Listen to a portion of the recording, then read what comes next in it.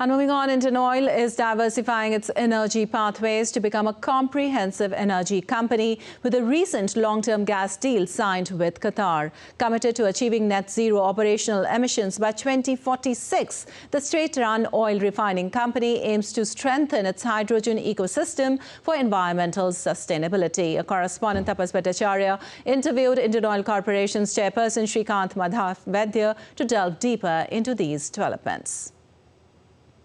Chairman of Indian Oil, SM Vaidya, to talk about the India Energy Week and the progress that Indian Oil is making towards becoming net neutral. Sir, huge point from your company. You guys are making a statement going full forward in becoming net neutral by 2040, isn't it? Well, thank you very much for this opportunity to showcase Indian Oil and its achievements. The India Energy Week started with a bang for Indian Oil. Actually, the Honorable Prime Minister visited our stall the first time, the NTD Pavilion.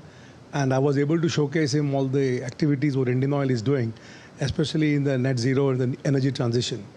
The first and foremost I want to talk about is the green hydrogen bus. It is the first green hydrogen bus probably in the world. And it is made in India. It is made by Tata Motors. And we had got it displayed here in this IEW exhibition. And Honorable Prime Minister, I told him that it is available there. And I also told him that very shortly 15 such buses will be plying in Delhi. And since we are also making fuel-grade hydrogen in our Gujarat refinery, we'll be taking a couple of buses when they come to Delhi to Baroda, and we'll be doing visits to the Kevadia, that is the Statue of Unity. So that is our plan on the hydrogen mobility.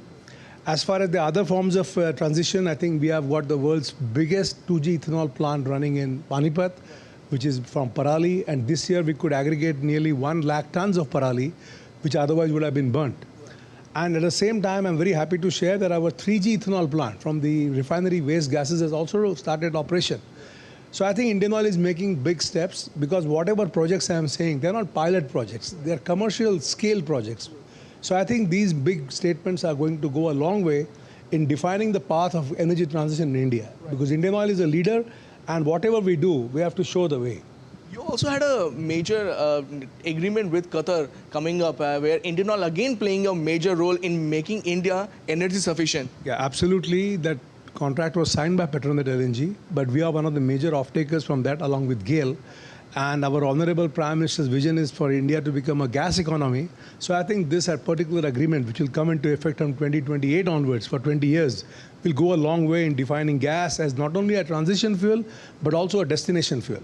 Much appreciate your time. So that was the chairman of Indian Oil saying that its transition is happening in Indian energy sector, and Indian Oil is playing a pivotal role in that. With Chairperson Ajit, this is Tapas Bhattacharya for DD India from India Energy Week in Goa.